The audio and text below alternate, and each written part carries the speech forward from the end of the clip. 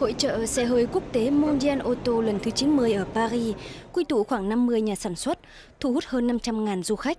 Trước quy định cấm bán xe chạy bằng xăng hoặc dầu diesel kể từ năm 2035 của Liên hiệp châu Âu, nhiều mẫu xe điện đã được giới thiệu, từ những chiếc xe giá tầm trung đến hạng sang.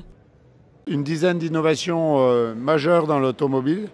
Toutes les fonctions sont électriques, donc on a une suspension électrique réglable, un amortisseur électrique qui utilise nos composants mécaniques, un système de moteur intégré dans la roue qui développe 125 chevaux par roue.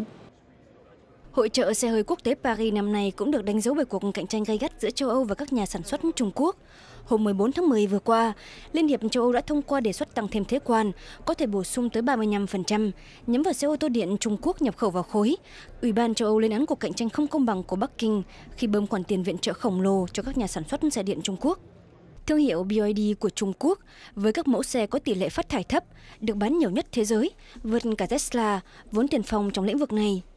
Trước mức thuế mới mà châu Âu áp đặt, tham vọng của BYD không bị suy giảm đối với thị trường béo bở 447 triệu dân. Alors, BYD est très intéressé par le marché européen. L'idée de la marque, c'est d'être présent dans chaque pays en Europe. Donc aujourd'hui, on est présent dans 23 pays. On vient d'ouvrir la 300e concession de BYD sur le territoire européen. Et BYD est le seul constructeur chinois qui aujourd'hui est en train de construire une usine en Hongrie.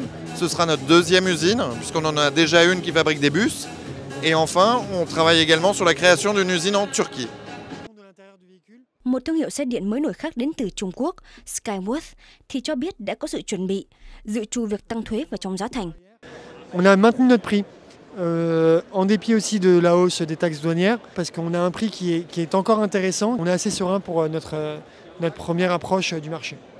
Nếu nhiều thương hiệu với giá tầm trung quan ngại về cạnh tranh từ thị trường Trung Quốc hay những thay đổi về quy định liên quan đến giảm phát thải carbon, thì các thương hiệu hạng sang như Cadillac của Pháp lại cho biết ít chịu tác động.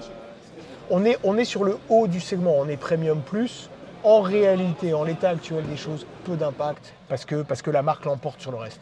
Parce que c'est une Cadillac. Et il se trouve qu'elle est électrique, donc en plus, et vous êtes convaincu par l'électrique. Voilà. C'est plutôt le type de client qu'on a. Et donc à ce titre-là, les hésitations du moment n'affectent que très peu notre clientèle. Giá của các xe ô tô điện tầm trung khoảng từ 20.000 đến 40.000, còn giá của các xe hạng sang như Cadillac có thể từ 80.000 euro trở lên.